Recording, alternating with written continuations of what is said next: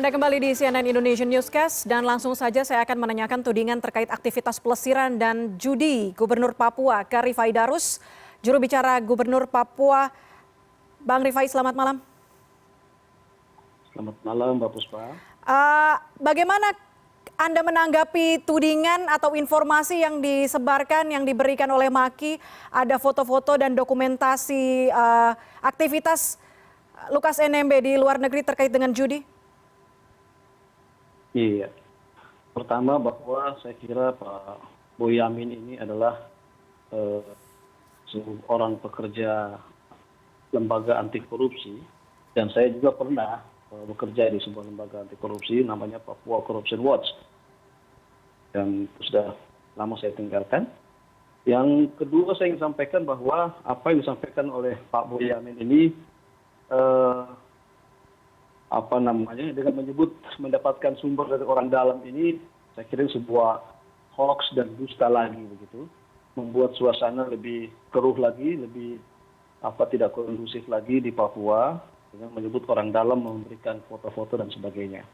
Oleh karena itu, soal foto, video dan sebagainya yang beredar, tentu saya tidak ingin terlalu banyak berkomentar agar proses hukum yang saat ini sedang berjalan tetap berada pada koridor yang semestinya. Kami sangat memohon kepada masyarakat untuk tetap mengikuti perkembangan kasus ini. Bapak Lukas NMB tidak akan lari. Bapak Lukas NMB akan menjalani dan menghadapi ini semua. Tentu itu semua harus dalam posisi yang berimbang. Apabila sedari awal Pak Lukas sudah terbenam begitu, maka ditakutkan lagi adalah aparat penegak hukum yang nantinya memeriksa, mengadili kasus ini menjadi tidak objektif karena terpengaruh oleh opini dan prasangka pihak yang bukan penentu kebenaran dan keadilan di Indonesia. Oke. Tidak mau berkomentar banyak mengenai dokumentasi yang diberikan atau yang disebarkan oleh Maki, tapi akan tetap kooperatif. Kami ingin tanya, besok ada pemanggilan KPK, apakah akan datang? Iya.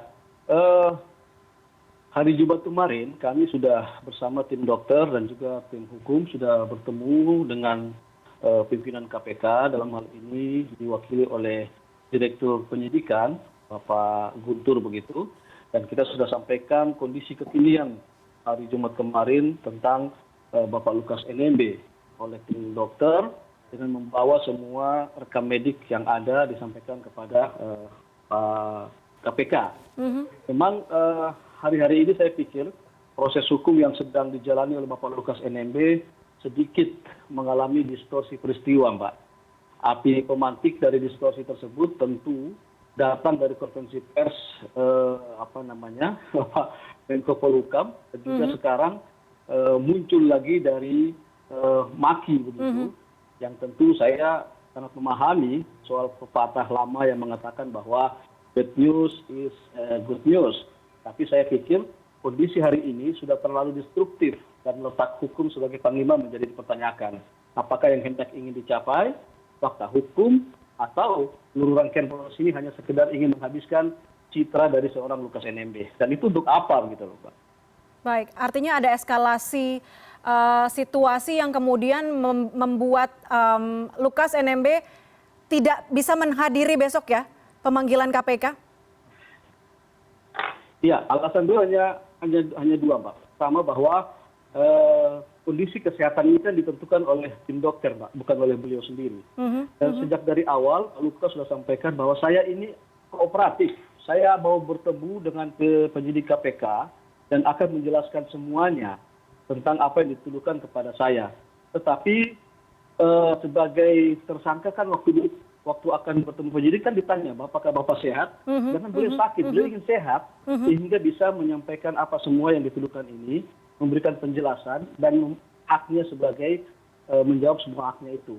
Oleh karena itu dengan perkembangan dinamika sebelum beliau memberikan penjelasan kepada publik atau kepada penyidik KPK, saat ini kok saya melihat ada trial by the press. Ini saya kira harus kita hindari sehingga tidak membuat hak daripada hak dasar dari Pak Lukas ini menjadi dihakimi oleh publik gitu, Pak. Oke, Bang Rifai, bagaimana sebetulnya saat ini riwayat kesehatan Lukas NMB kemudian kalau kita ketahui ada perjalanan ke luar negeri Desember 2021, Agustus 2022 dikatakan untuk berobat begitu, tapi ternyata pertengahan tahun 2022 Ya, ada beberapa semua video tadi. Ya, semua Apakah rekam medik itu sudah disampaikan oleh tim dokter kepada tim dokter dari KPK. Mereka sudah bisa melihat, berkoordinasi, karena begitu masalah kesehatan kan kita ini tidak punya spesialisasi atau ilmu tentang kesehatan yang Mbak Puspa ya.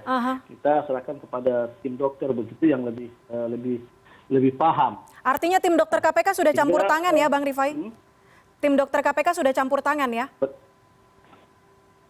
Iya, karena sudah diberikan oleh tim dokter Bapak Lukas kepada tim dokter KPK, dan itu sudah diserahkan. Nanti ada hal-hal lain pasti akan terjadi komunikasi dengan tim hukum maupun dengan tim KPK, tim dokter gitu Mbak. Oke, tapi kalau Desember 2021, Agustus 2022 berobat, kemudian ada video tadi tersebar yang diduga April atau 3 bulan yang lalu, 2 bulan yang lalu, artinya kesehatan dari Lukas NMB ini naik turun ya? Iya, jadi Pak Lukas ini kan sudah sejak 2018-19 itu sudah mulai mengalami stroke ya, dan beliau sudah 4 kali mengalami stroke. Saya kira orang yang stroke lebih dari 2 kali itu sudah sangat parah gitu. Tetapi beliau masih diberikan oleh Tuhan kekuatan untuk bisa mengawal dirinya sebagai gubernur. Nah, sedangkan proses yang terjadi adalah beliau ada check-up rutin dan terapi rutin di Singapura. Oleh karena itu, hal yang sangat mengembirakan adalah setelah beliau terapi, pulang kembali ke Indonesia, ke Papua, itu menjalankan aktivitas pemerintahan secara baik, lancar, dan terukur. Nah, begitu kesehatan agak drop, beliau pergi lagi. Kemudian untuk, boleh kita katakan mencas lah, agar bisa fit kembali, Mbak. Oke, tapi cukup kontras ya kalau dikatakan sakit stroke parah, kemudian mobilitasnya sangat tinggi, Papua, Jakarta, kemudian Jakarta, Singapura, dan negara lainnya. Agak kontras, Anda menanggapinya seperti apa, Bang? Itu biasa saja, karena sudah dalam proses, orang kalau sudah sakit, kemudian mau pergi berobat, itu kan ada semangat untuk menuju kepada proses kesembuhan. Saya kira kita semua pernah sakit dan ingin sehat.